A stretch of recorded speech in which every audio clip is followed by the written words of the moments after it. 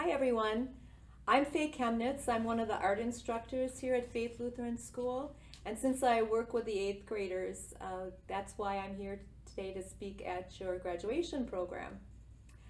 Congratulations, class of 2020. Wow, what a year we had this year, and what an unexpected, surprising ending, filled with all kinds of challenges. But you know what? The Lord gave us a lot of strength, a lot of wisdom, and we were able to get through this all. So we have a lot to be grateful for. You've been very blessed to be in a Christian school that paid high regard to God's word in everything you did, including the fine arts program. It was a wonderful thing to watch your light shining for Jesus in everything you did, even in all your artwork. As your instructor, I appreciated your thoughtfulness, your dedication to your work, your politeness. You were very respectful. And you know, that made our art room a very fun place to create. Thank you very much.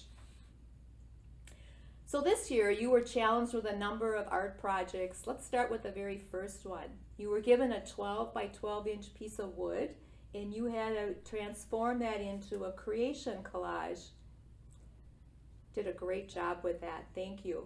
The second one was you studied an American landscape art or a Midwestern landscape artist named Grant Wood, and you painted your own landscapes. Great job, kids. The third one was I introduced you to printmaking tools, and then you applied the knowledge that you learned and successfully created Christmas prints. The last project we were working with before our break was probably the most challenging project, and that was your stained glass mosaics. I want to show you one of them. Ava Petrowitz was able to finish hers except for the frame. It's a beautiful tulip. And here is Lexi Ryan's beautiful cross. I was really sad when we had to not come to school anymore.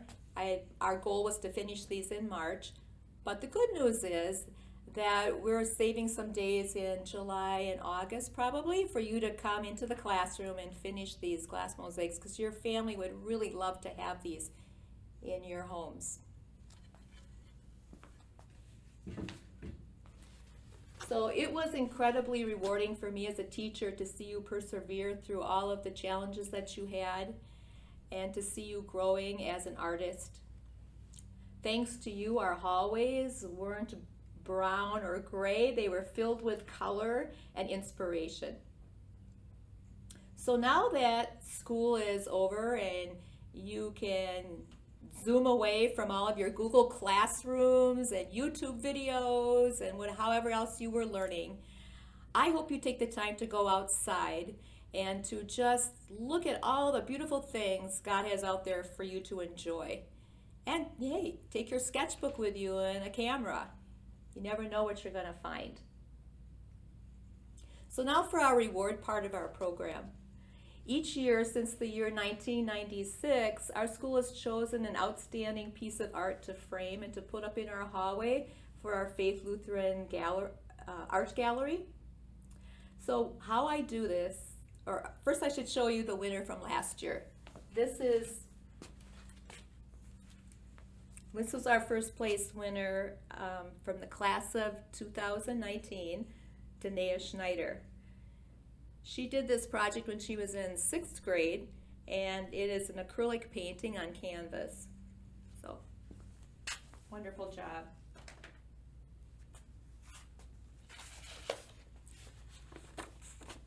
I went through all of your work that was collected in your portfolios and took out your very best works and hung them up in the art room and in the hallway. And then I had my good art friend, Alice Tazakis, come and evaluate them.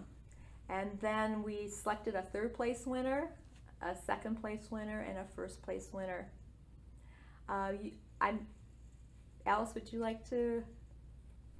She'll step up in just a minute.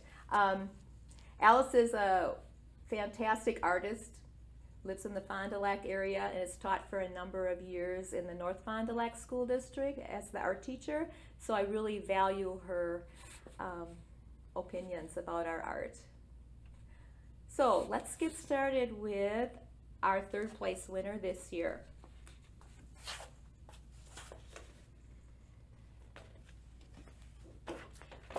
This is called Woolly Mammoth, and it is by Lauren Everetts.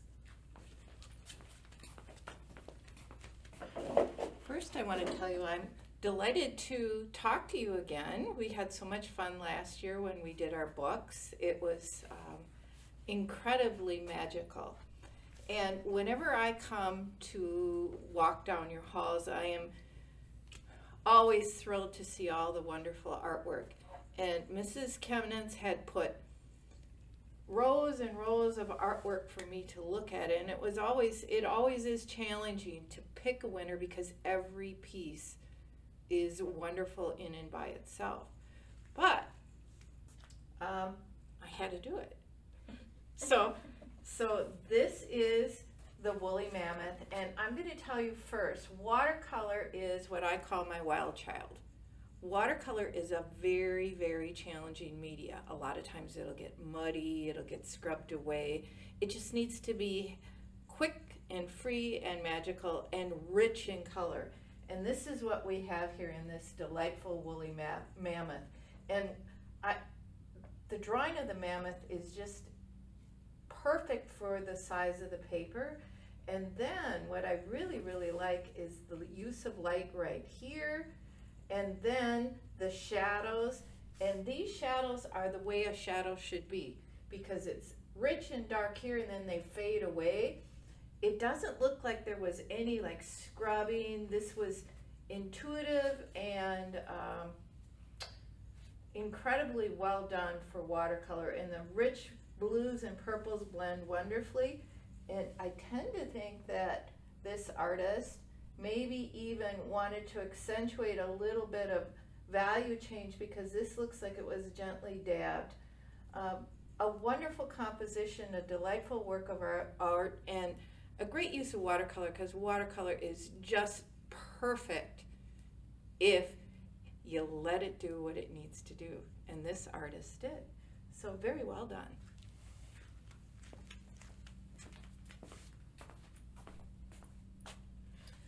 Our second place winner this year, by Jenna Weigand. It's called Ocean Octopus. It is an oil pastel work.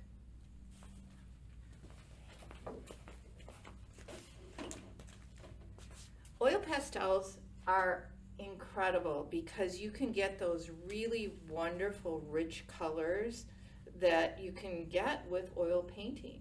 And this is incredibly well, and it's Jenna, right? Mm-hmm. Okay, so Jenna, you're a step ahead of me because I never saw an oil pastel till my freshman year in college. And when I first used them, I went, oh, these are so cool, I love them.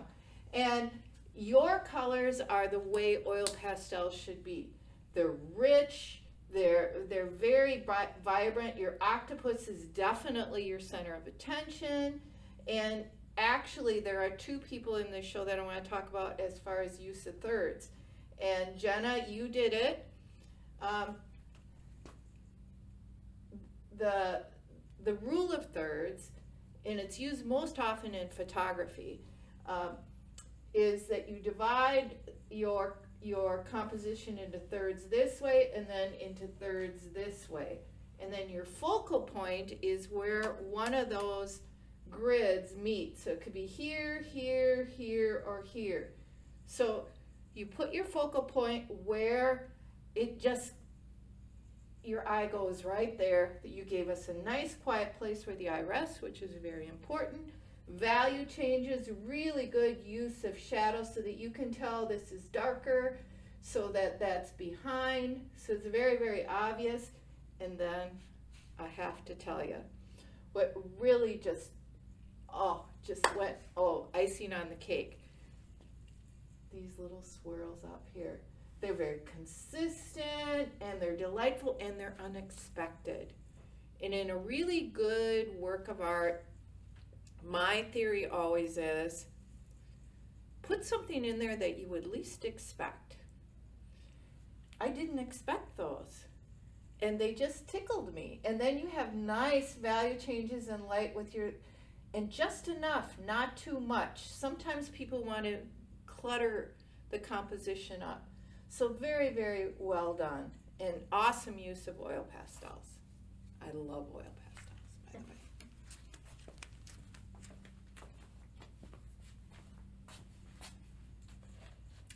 So this year we had a large a large 8th grade class. And so we have 2 first place winners this year. The first one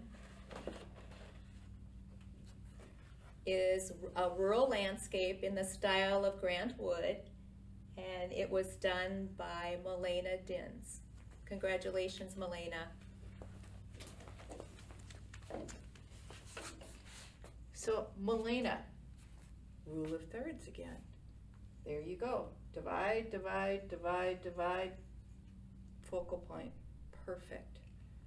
I totally love whatever colors you mix to get that shade of red. Because when your red comes out of your tube or wherever you get your red from, it's usually way too bright. So you usually brown it down a little with the complement. I'm not sure if that's what you did, but just putting a little bit of green in that red would give you that tone.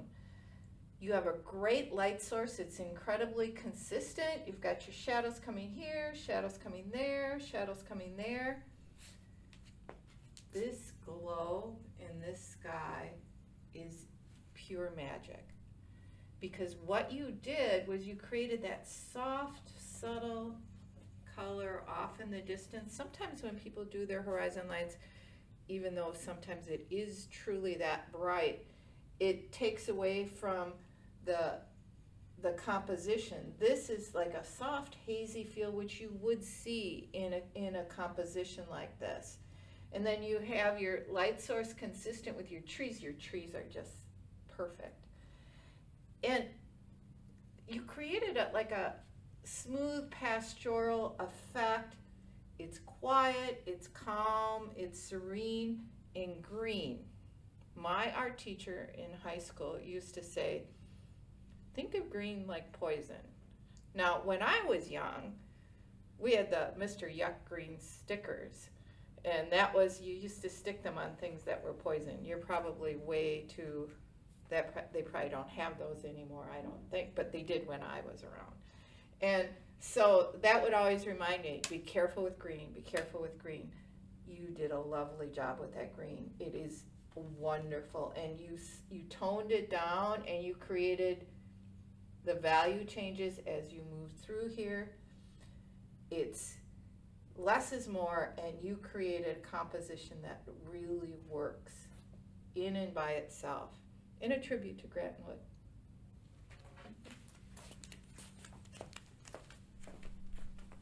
So Milena, your work will be taken to the Frame and Gallery shop, and it'll be framed, and we'll put a little plate on the bottom that says your name in class of 2020. That's quite an honor. And our other first place winner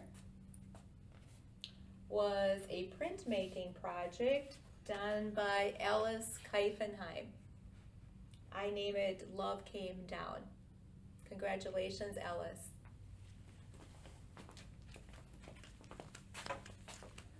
Oh my goodness, I didn't know the names of the students. I have taught for over 40 years and have never had a student named Alice. So there we go.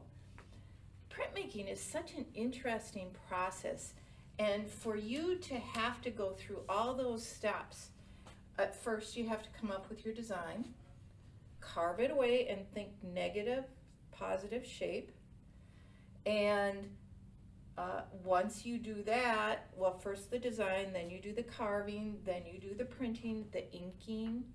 You have to have just enough ink, just enough pressure.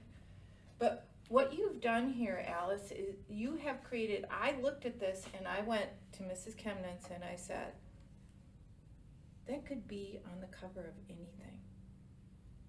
And when I judge artwork, I always walk away and it holds up. It's such a strong composition. You've got your focal point, the light, it's bright. It really it sends a message. This message is very, very powerful. And it comes down into the creche, and then this nice, quiet, dark area balances everything. Graphically, this is an incredibly strong composition, and I could see that.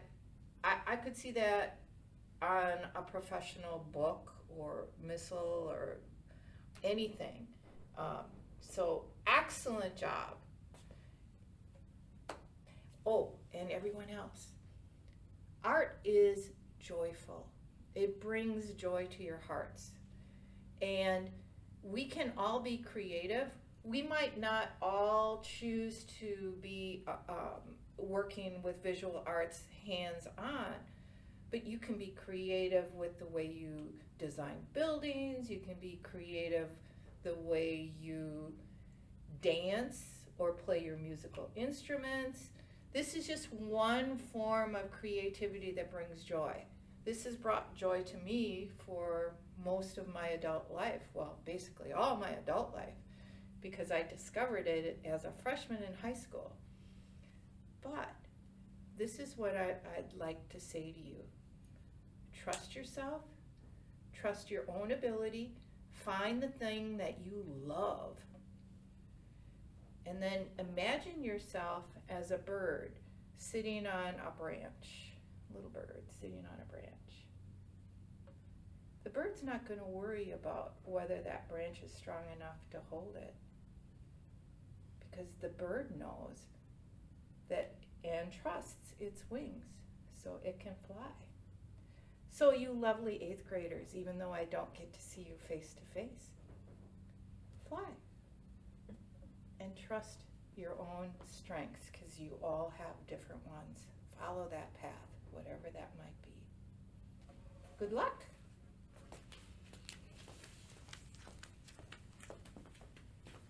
That concludes our part of our program. Thanks again, 8th graders, for making it a fantastic year. God's blessings to you. Stay safe this summer and hope to see you in July. I'm looking forward to getting together with you for some art fun. Bye-bye.